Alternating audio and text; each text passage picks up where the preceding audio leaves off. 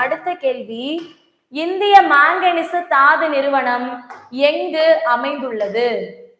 இந்திய மாங்கனீசு தாது நிறுவனம் எங்கு அமைந்துள்ளது?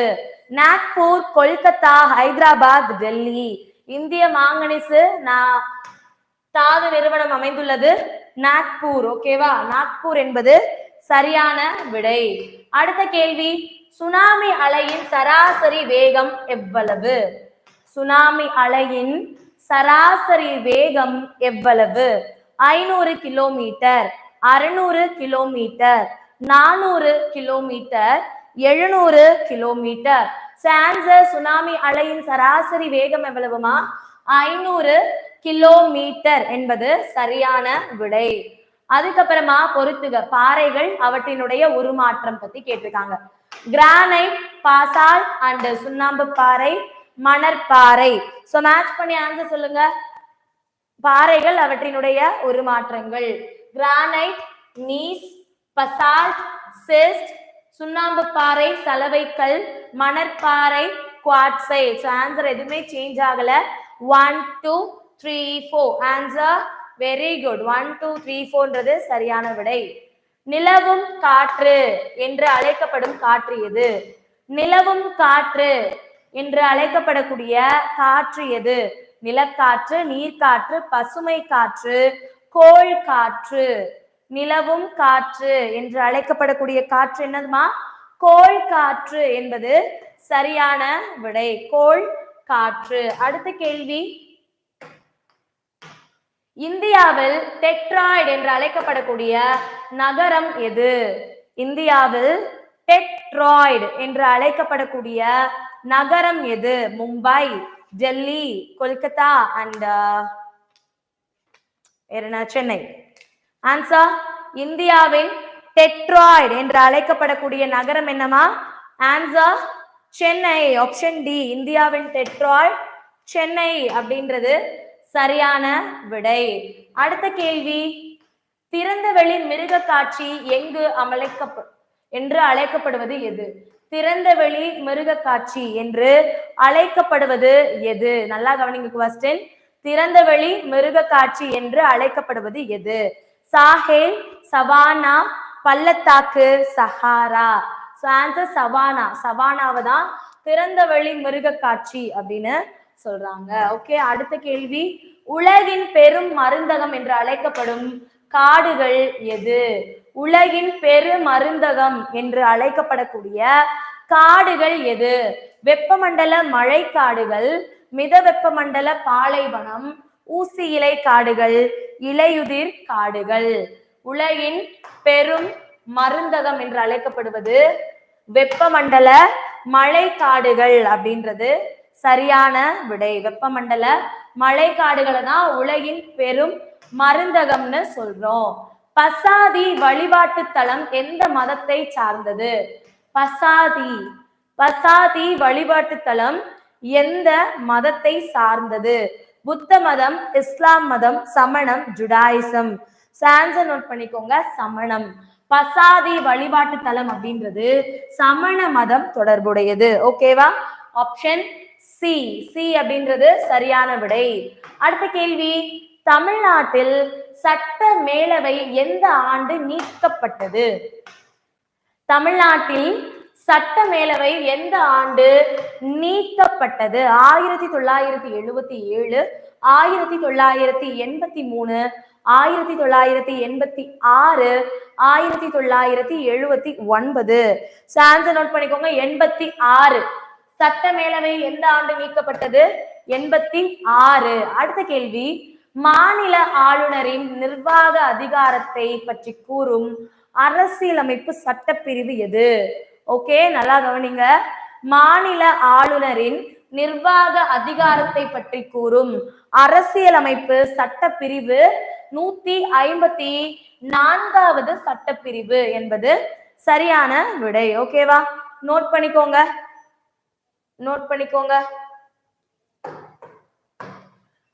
மாநிலங்களவையில் உள்ள மொத்த உறுப்பினர்களின் எண்ணிக்கை. மாநிலங்களவையில் உள்ள மொத்த உறுப்பினர்களின் எண்ணிக்கை 552, 250, 230, 530. மாநிலங்களவையில் உள்ள மொத்த உறுப்பினர்களின் எண்ணிக்கை எவ்வளவு?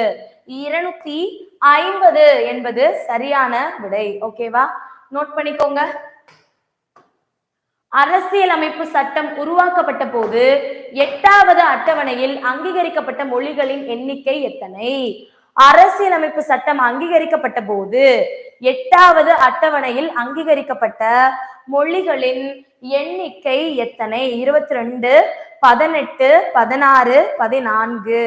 சோ 8வது அட்டவணையில அங்கீகரிக்கப்பட்ட மொழிகளின் எண்ணிக்கை 14 என்பது சரியான விடை. ஓகே, அடுத்த கேள்வி, பெண்களுக்கான அவசர உதவி எண் எது? பெண்களுக்கான அவசர உதவி எண் எது? 1091, 1091, 1098, 108, 1930. சோ பெண்களுக்கான அவசர உதவி எண். கிளாஸ் யூஸ்ஃபுல்லா இருக்கு அப்படின்னு நினைக்கிறவங்க லைக் கொடுத்துருக்கோங்க. 228 இருக்கீங்க. So 56 likes. தேங்க்யூமா. ஸோ கிளாஸ் யூஸ்ஃபுல்லா இருக்குன்னு நினைக்கிறவங்க லைக் கொடுத்துருங்க. 1091, 1091 அப்படின்றது பெண்களுக்கான அவசர உதவி எண். ஜூலன் கோஸ்வாமி என்பவர் யார்? கிரிக்கெட் வீரர், நடிகர், அரசியல்வாதி, ஹாக்கி வீரர். சான்சா அவர் ஒரு கிரிக்கெட் வீரர். ஓகே, அடுத்த கேள்வி, 2021ஆம் ஆண்டு விம்பிள்டன் மகளிர் ஒற்றையர் பிரிவு சாம்பியன் பட்டத்தினை வென்ற ஆஷ்லி பார்ட்டி எந்த நாட்டை சார்ந்தவர்?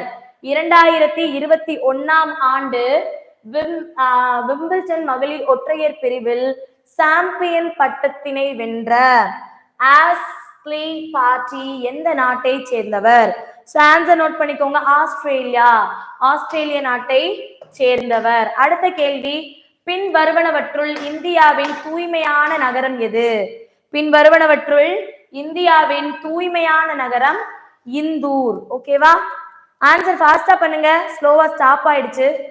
ஃபாஸ்டா ஆன்சர் பண்ணுங்கம்மா. வெரி குட், ஃபாஸ்டா ஆன்சர் பண்ணுங்க. அடுத்த கேள்வி, தனிநபர் போட்டிகளில் 2 ஒலிம்பிக் பதக்கங்களை வென்ற முதல் இந்தியர் யார்? தனிநபர் போட்டிகளில் 2 ஒலிம்பிக் பதக்கங்களை வென்ற முதல் இந்தியர் யார்? Mary Kom, PV Sindhu, Sushil Kumar and Sunil Kumar. Answer என்னதுமா? சுசில் குமார். தனிநபர் போட்டிகளில் 2 ஒலிம்பிக் பதக்கங்களை வென்ற முதல் இந்தியர் சுசில் குமார். அடுத்த கேள்வி, இந்தியாவின் தற்போதைய அமைச்சரவை செயலர் யார்? இந்தியாவின் தற்போதைய அமைச்சரவை செயலர் யார்? ஓகே, சோ இந்த क्वेश्चनக்கான உங்களோட ஆன்சரை கமெண்ட்ல கொடுத்துருங்க. 63க்கு உங்களோட ஆன்சர் கமெண்ட்ல கொடுங்க. ஓகேவா? செக் பண்ணிட்டு சொல்லலாம். டோக்கியோ பாராலிம்பிக்ஸ் போட்டியில் இந்தியாவிற்கான முதலாவது பேட்மிண்டன் தங்க பதக்கத்தினை வென்றவர் யார்? டோக்கியோ பாரா ஒலிம்பிக்ஸ் போட்டியில் இந்தியாவிற்கான முதலாவது பேட்மிண்டன் தங்க பதக்கத்தினை வென்றவர் யார்? ஓகே, சோ ஆன்சர் நோட் பண்ணிக்கோங்க. பிரமோத் பகத் அவர்கள். இதெல்லாம் CA क्वेश्चन நோட் பண்ணிக்கோங்கம்மா. அடுத்த கேள்வி, நிலவு ஆய்விற்காக விண்கலத்தினை அனுப்பிய அரபு நாடுகளில் முதல் நாடு எது? நிலவுல ஆய்வு செய்யறதுக்காக விண்கலங்களை அனுப்பிய அரபு நாடுகள்ல முதல் நாடு எது அப்படின்னு கேக்குறாங்க. ஓகே, சோ ஆன்சர் நோட் பண்ணிக்கோங்க. கத்தார். ஓகே, ஃபாஸ்டா ஆன்சர் பண்ணணும். கத்தார் அப்படின்றது சரியான விடை. ரியல் எஸ்டேட் ஒழுங்குமுறை மற்றும் மேம்பாட்டு சட்டம் எப்போது கொண்டு வரப்பட்டது? ரியல் எஸ்டேட் ஒழுங்குமுறை மற்றும் மேம்பாட்டு சட்டம் எப்போது கொண்டு வரப்பட்டது? 2016ஆம் ஆண்டு. 2016ஆம் ஆண்டு கொண்டு வரப்பட்டது அப்படின்றது சரியான விடை. அடுத்த கேள்வி, வங்கி பணம் என்பது என்ன? வங்கி பணம் அப்படின்னா என்ன? வரைவு, கடன் மற்றும் பற்று அட்டை, காசோலை தான் வங்கி பணம் என்று அழைக்கப்படுகிறது. செக். ஓகேவா? அடுத்து, சரக்கு மற்றும் சேவை வரி எப்போது அமல்படுத்தப்பட்டது? இப்பதானே பார்த்தோம் GST. ஒரு ரிப்பீட்டர் நோட் பண்ணிக்கோங்க. ஜூலை 1, 2017.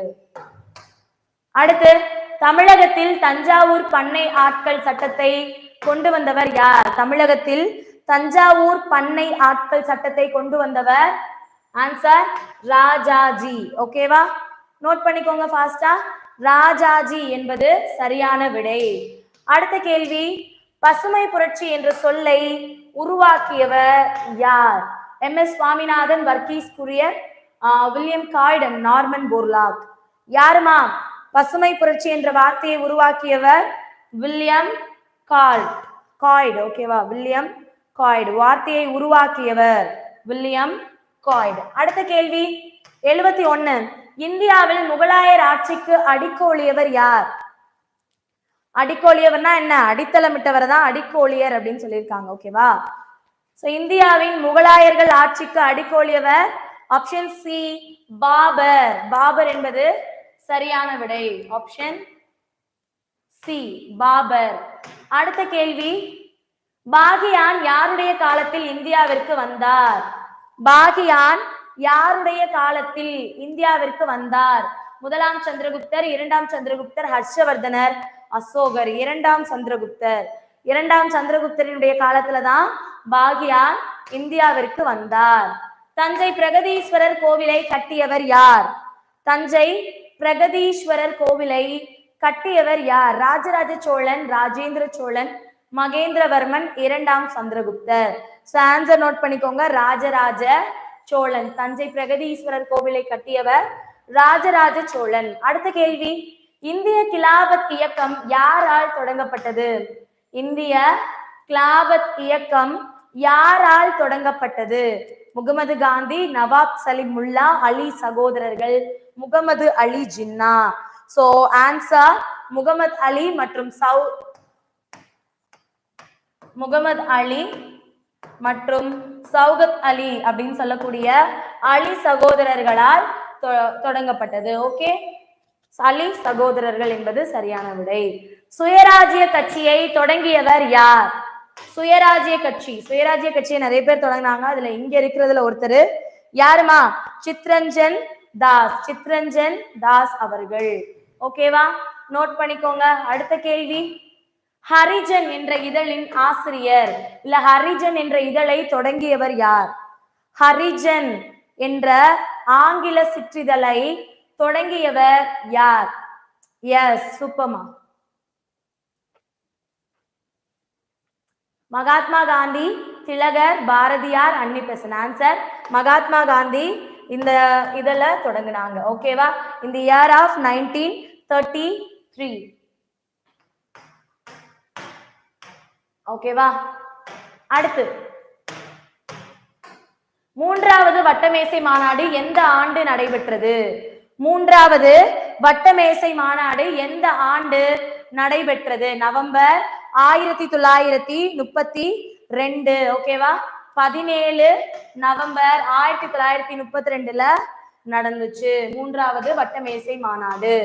காடுகள் ஆராய்ச்சி நிலையம், ஃபாரஸ்ட் ரிசர்ச் இன்ஸ்டிடியூட் அமைந்துள்ள இடம்? ஆன்சர் டேராடூன், உத்தரகாண்ட். ஓகேவா, நோட் பண்ணிக்கோங்க. காடுகள் ஆராய்ச்சி நிலையம் டேராடூனில் அமைந்துள்ளது. ஓகேவா, அடுத்த கேள்வி, மகர ரேகையில் எந்த மாதத்தில் சூரிய ஒளி நேராக விழுகிறது? மகர ரேகையில சூரிய ஒளி எப்போ நேராக விழுகுதுன்னு கேக்குறாங்க. June, July, November, December. Okay, answer note பண்ணிக்கோங்க. Answer December 22. டிசம்பர் 22ல தான் மகர ரேகையை பொறுத்த வரைக்கும் சூரியன் நேரா விழுகுது.